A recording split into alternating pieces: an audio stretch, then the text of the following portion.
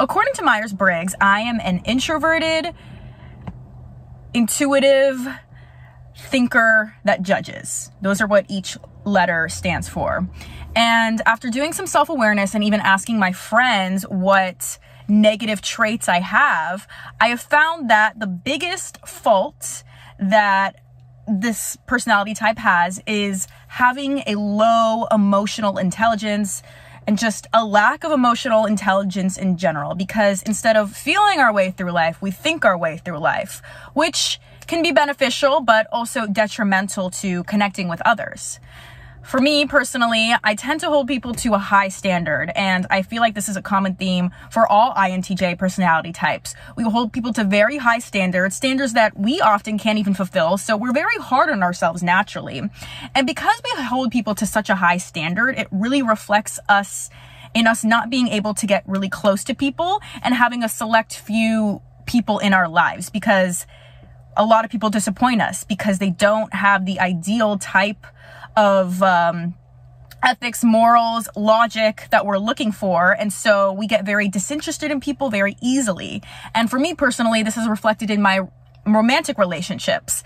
The minute somebody is like not this idea of perfect that I have in my head of like who is the ideal mate, I get very disinterested and I can't look past that. It literally interferes with how I see that person and I start to get the ick. I don't know if you've ever heard of the ick, but a lot of relationship coaches, they say that this happens when you have a romantic interest in somebody, but then they do something to where you're like, and because they did something, like, you try to look past it, you try to say, oh, they're a great person, they have this and this, but that component is so strong that you really can't go back to how you felt about them in the beginning. So I feel like for INTJs, this happens prematurely way too often.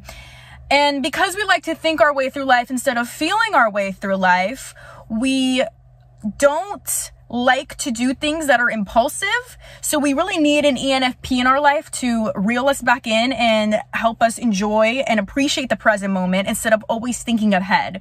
Because we're forward thinkers. We're like, we miss the forest for the trees, right? And that saying means that you're always looking at the details instead of looking at the bigger picture. Whereas ENFPs, they look at the bigger picture instead of looking at the little fine details. So always judging and like, you know, as like a default of how we go about life, judging instead of perceiving and thinking instead of feeling, makes us feel like we're on this soapbox all the time. It's hard for us to feel like we're wrong. And when we do get called out for being wrong, it really is a big threat for us, because I think immature INTJs have a big ego. And so when they're wrong, we don't like to apologize and we don't like to admit that we're wrong, because we like rationality and because we think that we are smart and intellectual. When somebody debunks our beliefs, it's like, no. This is my safe zone, feeling better than you intellectually. So I don't want to admit my fault. Therefore, I'm going to keep standing on this soapbox that I've made for myself and kind of dismiss you instead of trying to see eye to eye and find some commonalities and see, okay, I hear what you're saying. How was I wrong in this argument? So we can be pretty immature in that regard. And this, of course, is pretty problematic, but I've learned to not want it to be right all the time and not like feel like I need to be right all the time, because honestly, I'm not the most credible person. Even with my diet, say, so I have this TikTok called Erica Eats Organs. If you're from that, then hello.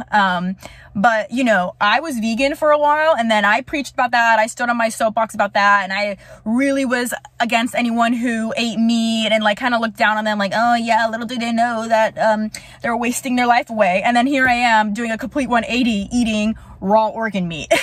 So obviously my beliefs change over time and, you know, my ideas about certain things. So because in my own personal life, I recognize that I have gone through cognitive dissonance and have changed how I felt about things, that I really shouldn't be so quick to feel like I'm right all the time and kind of debunk other ideas that aren't my own. So, and what I believe to be true, because it can change. It has changed in my diet and like what I think is healthy. And so it can change in other aspects. So that has reeled me back into reality and has made me be like, okay, you know what, Erica? Like, let's see eye to eye with this person. Let's see what they're saying. How are they right? How am I wrong? And be more mature with arguments. So that's the main faults that I find with INTJs is the lack of emotional intelligence, the lack to be able to be there for somebody emotionally and be a shoulder to cry on. Because when somebody messes up, I'm logically know why they messed up. I see patterns within their lives and be like, yep, I saw this coming.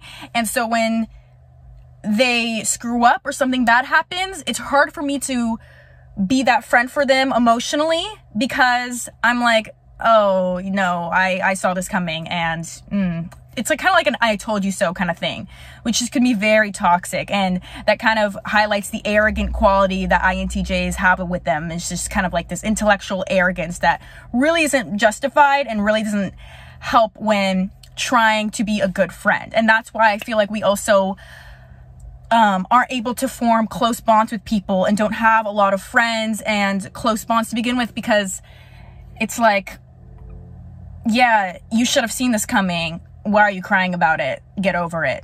Like, I saw rationally why this happened because I noticed this pattern happening within your life and this was destined to happen. So told you so. Like, you did this to yourself, and that's a very bad trait, I feel like. So in a nutshell, low emotional intelligence, thinkers instead of feelers, which could be good for planning and, work ethic, but not really good for living in the moment and being a good friend at times. So I hope that this video kind of gives you some more insights into how I can be toxic and how INTJs in general are sometimes problematic. And yeah, if you are an INTJ, then let me know what else you think. And if you're an ENFP, let me know also your experience with INTJs and how you think they're problematic at times.